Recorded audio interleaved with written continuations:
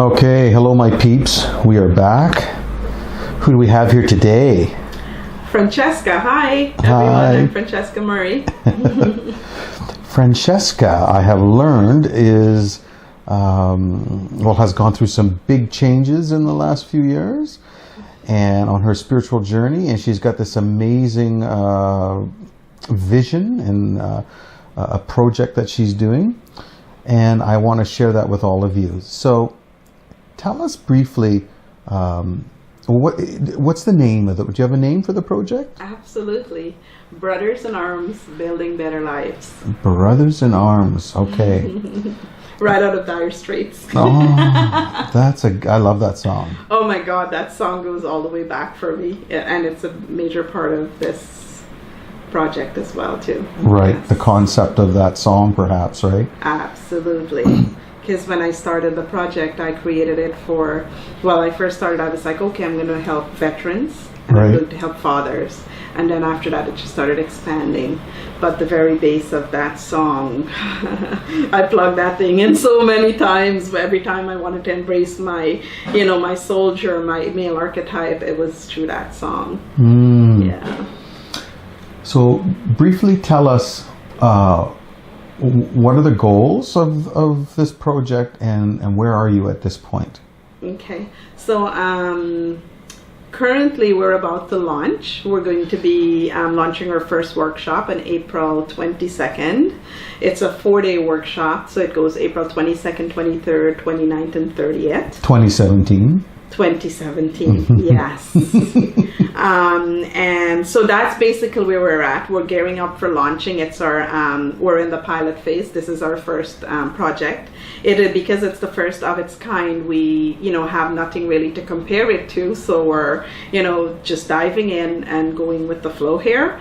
And our goal, some of our goals, for example, is to help men, to provide them with a space where they can come in to heal without judgment and labels and learn the art of being their best version.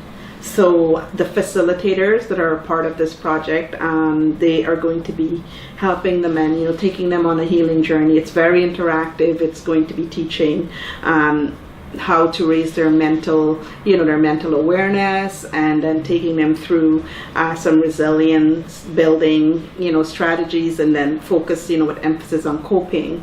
And so we're going to be teaching, if you struggle with PTSD, stress from stress and trauma, and so on, we're going to be taking all of these men through on a journey to help, raise their vibration and help heal some of those, begin their journey. Okay, so right away I get the impression this isn't, how shall I say it? This isn't clinically based. This is spiritually based, or is there a mix? It's a mix. What I've done is marry. So it's the marriage of Western medicine, so to speak, right? And spirituality. But the foundation is very spiritual, absolutely, because all of our facilitators have done work on self. They've been on their journeys and have been doing this work for quite some time. And all of their different, healing modalities, whether they're teaching parenting, or the heart mat, or trauma release, there's a spiritual base to all of what's going to be unfolding. Like our cognitive behavioral therapist, he's going to be taking the men on a journey and doing Tai Chi and stuff like that with them, right? There's going to be some yoga and some very exciting things we have in store for everyone. Yeah, we're taking you on a 4-day, very interactive educational healing journey. So the commitment is 4 days in order to have the full effect and you receive the benefits of the actual workshop itself. We recommend a commitment for the entire 4 full days. So your program, 4 days, and how many facilitators do you have? So I currently have 7. I'm actually still interviewing for possibility of adding a couple more facilitators. And the reason why I say interviewing is a lot of people, the project has has generated a lot of interest. What has got you here, in a sense, from your perspective? what has got you here and made you be so inspired by this particular path in your life? Well, I have to give credit to that, to the hardship and, you know, the horrors of my life's journey, my entire life's journey, up until this project was, you know, began birthing. I say, you know, thank God, thank the Creator, thank universe for all of the hardship, because it was those experiences, because of those experiences, had they not occurred to me, you know, I wouldn't have found my life's purpose. And this is my life's purpose, you know, to serve men, serve them from my highest authentic self. And so I thank God for those experiences, because that's the foundational pieces of this. And of course, my daughter, who, you know, every day before I go to court, she would say, "Mommy, don't forget to tell the rule lady, I love my daddy no matter what."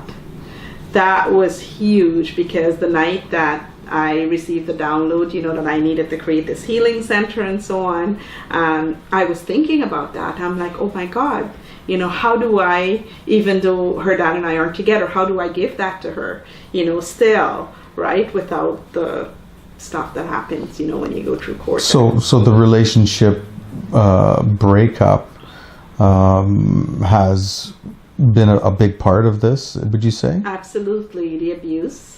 And abuse not just from that relationship, going all the way back to childhood. Mm-hmm. You know, it was true reflection that I started recognizing that, you know, these people who did this to me, they were all acting out of alignment of their truer selves, you know, for reasons similar to why I may have acted out of alignment of my truer self too, lacking of knowledge, you know, trauma, you know, from abuse, you know, whether it's abuse or neglect and so on from childhood. And so it was that recognition, realizing that it's not just me that have experienced that, but also men, right? And they're raised by women, right, who actually don't really know better. Like, I was raised by parents who didn't really have that know-how, who didn't really have that knowledge. And I, you know, when I look at that, I thought, okay, well, maybe I can start teaching this, right? And so it was those little thoughts that started building. Yes, and manifested into that. Which parent do you think shaped you, your modern self the most, do you think? So when you say my modern self, are you talking about my current where I'm at spiritually? Definitely my mom. My mom has had the most horrible life in terms of like abuse and stuff like that as a child. In fact, even worse than I am. I start to realize that, you know, they didn't, like my mom, she didn't have the help that we do now. You know, like we have Google, we have internet, we have counselors, you know. During her time when she grew up, they had nothing. And despite all of that, my mom has the biggest heart I know. You know, she's the one that taught me, you know, always cook extra food. You know, she's like she always, when we grew up, she always made extra food, because she always says you never know when somebody might come off the street hungry and they might need food. So you always have extra food. And my mom gives and gives, you know, she's helped so many people. And I think a big part of my foundation came from that, because... Where did you grow up? I grew up in Guyana, South America. Yes, next door to Brazil and Venezuela, like in between there. It's a little country. What was it like there when you were growing up? It's a different place to grow up in, certainly. Sadly, there's a lot of abuse. The people there believe in the whip, is what they call it, you know. So there's a lot of physical abuse. There's a lot of... the men, for example, a lot of them are like alcoholics, right? And so because of that, there is a lot of abuse. So growing up as a child, I actually witnessed horrendous abuse actually towards women. You know, I witnessed, you know, abuse towards children, you know, including myself when I was a child. You know, and so growing up there, I was actually, a lot of times I was very depressed. It was when I think I started struggling with depression, but it was also when I started, at night I would look up to the stars and I would go and I would pray and I would say, dear God, like, please give me the ability, to be magical and just take away people's pain, because I felt, I couldn't sleep at night. I have dark circles under my eyes since childhood because of that, I would hear, kids being beaten, women being beaten, and those kids are being beaten not just by men, but like by women, actually, in fact, mostly by women, because they were frustrated, because of what they were experiencing from the men being, right. Alcoholics and so on. And so it was like this ripple, this chain of, the cycle of abuse is what it is, right? And so when did your family move? Well, my mom, I don't remember exactly when she moved, but she moved she came to Canada about 15 years or so before we came, because when she came, she had to, apply for us and so on. And I came here when I was 18. Right. Yeah, so I had experienced my entire childhood and, a good portion of my teenagehood growing up in Guyana. So I got a lot, I was able to understand a lot of what's going on there, without fully understanding, because I didn't even know abuse had a cycle until I went into the shelter. Right. You would think, as a woman I would know that, but no. That's not. Did you come to Vancouver? Knowledge. No, I actually came to Toronto. So I moved from Toronto to Calgary. I lived in Calgary for about 7 years. And then I came here. I saw the ocean. I saw the trees. And I was in heaven. And I did not want to go back. Yeah. Yes. Now, when you came it totally sucked me. Yes, I'm an outdoors person. I used to do because I haven't done any of it the last couple of years, but I used to do a lot of canoeing and hiking and camping and whitewater rafting. Oh my God, I love that. You must have got some of that from the old country. There must have been a lot of forests. Algonquin was my home away from home in Ontario. Mm-hmm. Yes, I've canoed literally every lake pretty much in Algonquin, and then some outside in the, But what about back in Guyana? In Guyana, yes. We grew up on a farm. Like, we had like 2 different farms, like a huge farm in the interior, where we grew like coffee and stuff like that, coconuts and so on. And then we had our house, a regular house, and then it had like a huge farm where we had like cattle and so on. Right. So there was a lot of I learned to work hard as a child, from childhood. Yeah, but did you have time to spend in the forest when you were young? All I did was spend time in the forest. I climbed trees. I spent my days literally climbing trees and fishing. I have been beaten so many times by my mom because I would literally run away from home to go fishing. And the more I went into the forest, actually, the more it's the bush, we call it down there. It's not forest, like dense bush, but there's like, I always wanted to explore, in my little head as a child, and I didn't have any sense of safety. I mean, the things, when I think about the stuff that I did then, now, I'm like, holy shit, I was crazy, because, I would just take off and go on my own by myself, into the bush and fish all day, and then I'd come home at the end of the day, and I spent and get a good whipping. Yes, lots of time, because I hadn't done my housework, my chores, or anything like that, and or my worst case scenario, my mom is yelling for me and I can't hear it because I'm in Timbuktu somewhere.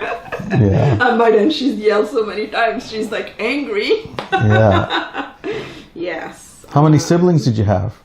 I have not older, I'm the oldest, my 2 younger sisters. Right. Yes, and then my dad has recently had a daughter as well too, so now I have a half sister as well. Oh, is he still out there? He is still out there, yes. Oh, okay. He's not into rules and stuff like that, so he has no desire of coming to Canada or anywhere that would, put him into a box pretty much, and Right. He likes the bush. Yes. Yes. Yes, very much so. But this has given you this love of the outdoors here. Oh, absolutely. Absolutely. I mean, there was one point in my life where all I dreamt was, I'm scared to say it because I don't want it manifesting right now, but where I actually dreamt of living in the bush, just having a little space among the trees and just being there, and the reason why I say I don't want it to manifest now, it's because I have a daughter, Charlotte, she's 5, and I have responsibilities, and I know ideally she probably won't want to live in the bush, Right. just with nature, but I have a deep desire to become one with one nature. day. Yes, one day. When I'm old, and if my path leads to my spiritual journey leads to that calling, then I'm ready. You're ready. You're open. Yes, I'm open. Well, thank you so much for coming on the show. How do people, if they want to pursue this now, do you have a website or like Facebook, or where are you on that? Absolutely, and the event is posted on Facebook. My name is Francesca Murray under my Facebook profile. We also have a website, brothersinarmsbbl.com. That's our website, and also we're going to be posting even around Vancouver. We're going to be putting up flyers and so on as well, talking about the event. So much for coming on the show. It's been a pleasure. Thank you so much, Damien. Thank you for having me. I appreciate it. Thank you. Namaste. Thank you.